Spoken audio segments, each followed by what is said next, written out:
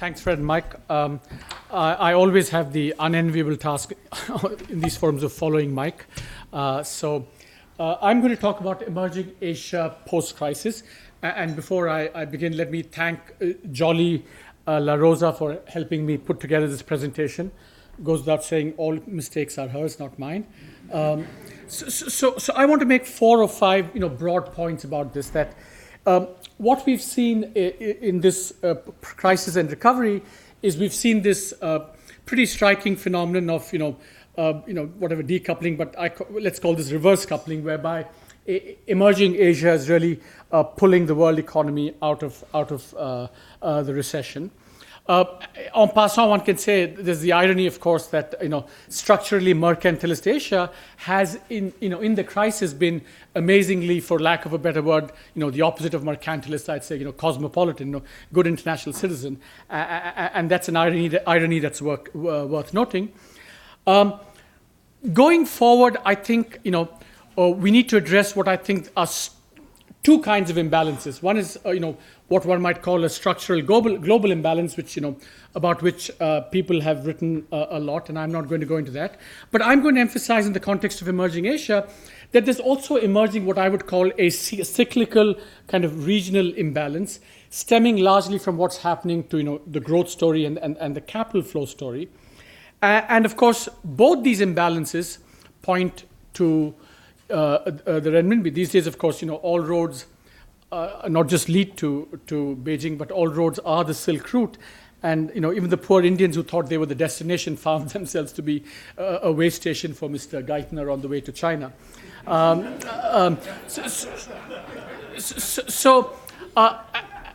then at the end, having spoken about the need for adjustment in the Renminbi, I'm going to do a little bit of a detour and kind of flog a little bit this policy brief, which I thought Fred was going to introduce, but I have to toot my own horn. So there's some. I'm going to talk about some new estimates of Renminbi overvaluation, and if I have the time, talk about a possible multilateral solution, but one with teeth, unlike an IMF type solution.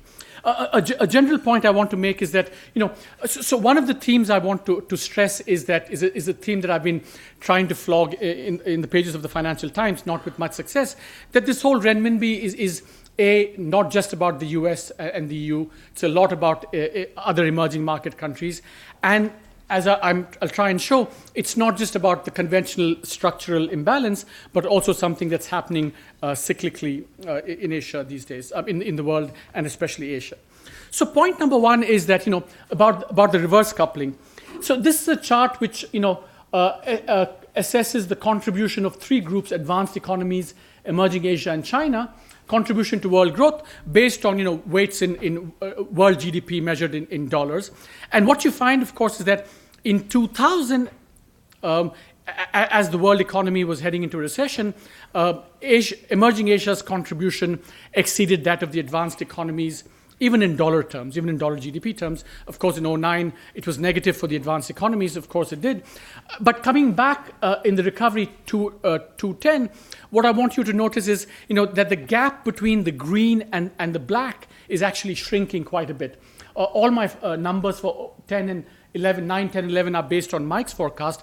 And what you find is that compared to the past, that gap is shrinking, so that emerging Asia is actually contributing more and more to world growth and kind of creeping up on what the advanced economies are contributing.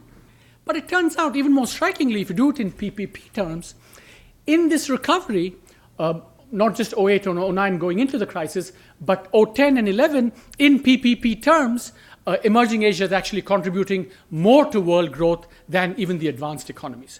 So I think this is kind of a sign, a harbinger of things to come, something kind of structurally happening in the world economy, and something that Simon and I are planning to talk about more in the book that we're going to do for the Peterson Institute. But you can see the sense of the whole weight of the world economy, world GDP shifting towards emerging Asia. But you also see this cyclically now. The second, the irony, of course, is that, as I said, structural mercantilism, Asia was running huge current account surpluses. the non-China emerging Asia, of course, started running these surpluses in the immediate aftermath of the Asian financial crisis. China came along with a lag, '01 to '04, substantially '05 to '08, substantially increasing its current account surpluses, and reams and reams have been written about it. But of course, in the crisis, as I said, there's been cosmopolitanism because, as Nick shows in his brief, in 2009, China, which is probably the greatest mercantilist, has actually done the most in terms of being a good international citizen. According to China, Nick's numbers, net exports actually were down, negative contribution of 4% to growth, and domestic demand actually contributed a whopping 13%. And it turns out that for Asia as a whole, net exports in 2009 actually made a negative contribution to growth. So the big question, of course, one big question is that will emerging Asia revert to mercantilist type? And there are varying projections for the current account surplus going forward. For China, 7, 8, 9, take your pick. But that's not going to be the focus of what I want to say. I want to turn to something else. Mike's numbers clearly show that growth in Asia is actually now either converging on or almost attaining the growth prior to the crisis. China, you saw 10%, India 8%, maybe a little bit more, and it's getting close to pre-crisis levels. And along with that, we're seeing a pickup in capital flows. And in 2009, emerging Asia got these are numbers based on the Institute for International Finance, and 2009. Half of it in a crisis, but emerging Asia's capital flow numbers have started perking up quite substantially. So one question, of course, is this leading to overheating? On the price side, on consumer prices, they're perking up a little bit around Asia with different degrees of intensity. Inflation is quite high in India, about 8%, in part due to the monsoon, but also due to some social welfare programs. It's close to 5% in Indonesia, but rest of Asia, it's relatively muted. Asset prices so far are rising, but they're still off recent peaks. And this is a chart from some of the main Asian countries. You can see that for many of them, it's coming back, approaching pre-crisis levels, not quite there yet. It turns out there's more overheating in stock prices in China and India than elsewhere. Pockets of overheating in real estate, especially Hong Kong and Singapore. But by and large, it seems to be, for the moment, well contained. Is there a danger of the reemergence of bubbles? One question, of course, is that we learn now that asset prices associated with rapid credit and money growth are a warning sign of trouble. And it turns out that in China, money growth is about 29% in 2009. Is there reason to worry? Maybe not yet, partly because I think authorities in Asia, you talk to them, they're very aware of the problem. They have the ability and the caution to act effectively, and I don't think they're going to, act late or indecisively if they see signs of a bubble. And as Nick was telling me, that even in China, the authorities have a plan to bring down money growth down to about 17% in 2010. So in short, the authorities seem to be on top of things, hopefully, in most of emerging Asia. But I want to talk about what I call the cyclical local imbalance or the regional imbalance, which has to do with capital flows. And there are push and pull factors for capital flows, of course. The main push factors being around the world we see diminished risk aversion. And I think an important fact, of course, is that interest rate differentials between the major industrial countries and emerging Asia, they are large and they're starting to diverge, of course, because as Mike and Fred said, Asia is has bounced back more rapidly and quicker than the rest of the advanced economies. So in terms of the monetary policy cycle, they're in slightly different phases. You're likely to see low interest rates for some time, say, in advanced economies. But in emerging Asia, they're much further along the cycle, and they have, in fact, begun to tighten in some countries. And almost certainly most other countries are likely to follow suit, especially with growth, pushing up against potential. So, for example, in India, the RBI moved in between meetings to head off inflation, but also in other countries, Malaysia, Indonesia, China, you've seen at least a monetary tightening, which, if nothing else, it's to unwind the huge monetary accommodation that took place as countries went into and were in the crisis. The pull factors, growth differentials have re-emerged, and strikingly, of course, the pull for capital flows will be aggravated as long as we see resistance to currency appreciation. So here's a small table I put together. If you look at 05, 06, 07, the peak of capital flows to emerging Asia, growth differentials were about 3.6. But on Mike's projections, 010 and 011, they're substantially greater. And in these numbers, these forecasts might, if anything, be on the conservative side, barring, of course, no major shock and things. So there is going to be a strong, surge in capital inflows, or even bigger surge in capital flows to Asia. Now, what are the risks? I think if you look at the response in the immediate aftermath of these overflows, you get some sense of what these risks are. We've had some currency appreciation. This is based April 09 is 100, and you see that either countries have China is an outlier. Malaysia and Taiwan have also resisted currency appreciation. Singapore and Indonesia have allowed the currency to rise more, but they're still below the trough at the peak of the crisis. What's interesting, of course, is that this currency appreciation doesn't give you a good sense of the capital market pressures, because although current accounts have declined substantially, we see huge reserve accumulation. You see, for example, on this chart, the monthly accumulation March to the end of the year. And if you look at the other chart, the cumulative change in reserves, the second one is emerging Asia, the light green, between March and December. It's almost at levels seen in 07. So essentially, we're seeing a fair amount of intervention in currency markets in order not to let the currency get overly uncompetitive. So the question is that, and then of course there's also the lure of unorthodox responses we've seen to capital flows. Brazil imposed a tax, Taiwan also did something similar, and many other countries now, of course, blessed by the IMF, might at some point, if these flows get out of hand, out of control, might succumb to some of these unorthodox capital account type responses.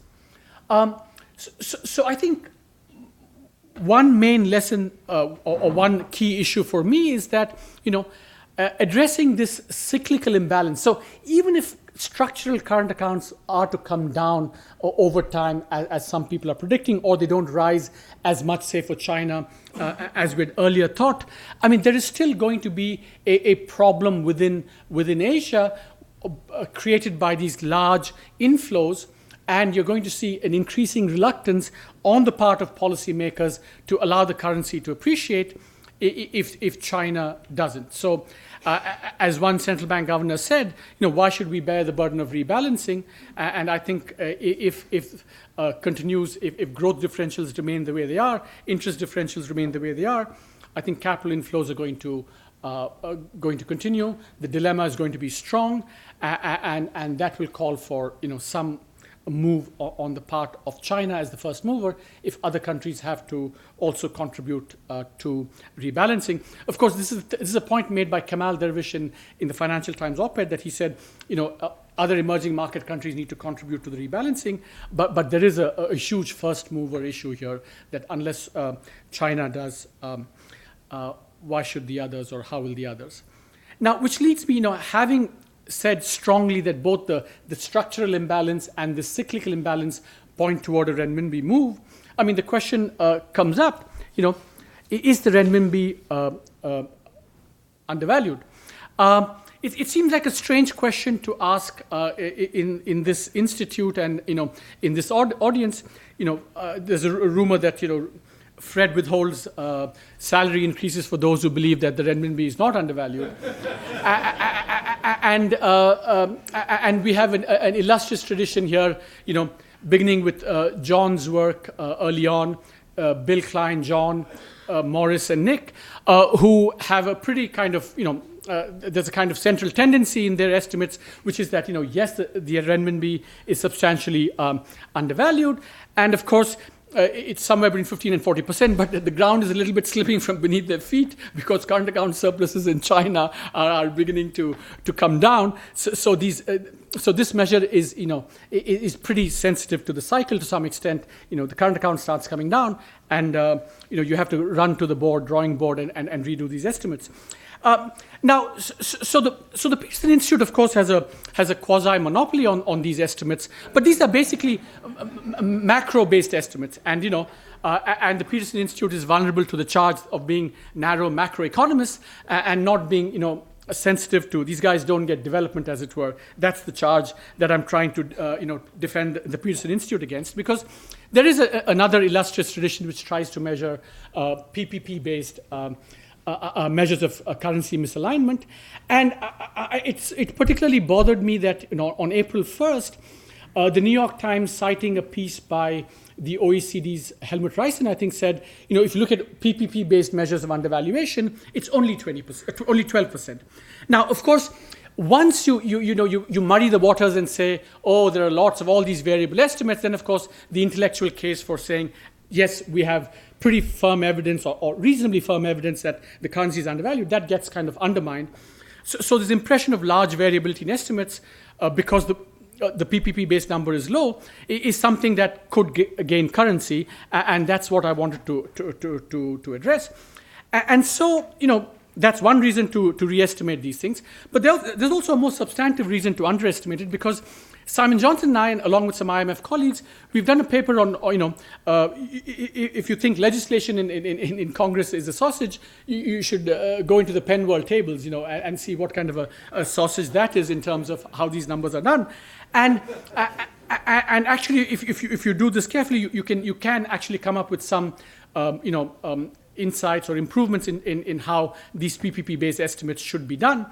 And also, of course, the big problem is that what happened was that some new estimates for, the New York Times, the estimate that the New York Times cited is based, in fact, on new PPP data that was collected by the World Bank as part of the International Comparison Project, ICP.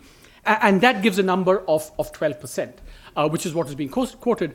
But of course, we know that PPP was deeply flawed, and the flaws affected countries like China in particular. Now, Jeff Frankel actually knew what the implications of this for any measure of PPP undervaluation would be, but he didn't didn't completely follow it through. So I think that's another reason why I wanted to redo these estimates. And of course, we now have yet another new version of the Penn World tables. So what I did was, took the existing World Bank-based 12% estimate, did the corrections that, Angus Deaton, for example, who knows the Penn World tables as well as anyone, made the corrections that he suggested, and also used our new methodology to these estimates. And what I find is, of course, if you average these 4 different ways of estimating PPP-based measures, each, of course, flawed in some way or the other, but you average that hopefully to iron out, to kind of iron out the flaws.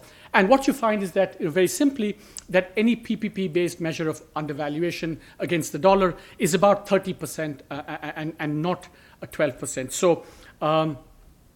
So the Peterson Institute, maybe they anticipated this, but basically the PPP and macroeconomic approaches yield broadly the same estimates. And I think that is, as I say, these are both very different ways of estimating it. And the more they're correlated, the more confidence we can have in either or both of these estimates. So I think this is worth, if you have time, have a look at it. So finally, what are the policy implications? I think the renminbi, as I said, is an issue of common concern. Not just from a structural sense, and not just as a kind of current account deficit versus current account surplus country opposition, but also it's a concern for countries within the region and amongst emerging markets as much as it is between current account deficit and surplus countries. And I think we need some kind of multilateral solution to this. I think Tim Geithner's decision to delay this is actually trying to open up the way for some kind of multilateral solution. What it should be, I have my views on it. We can talk about it later. But I think we need one that's an effective one and not necessarily one that relies on the IMF. Thank you very much.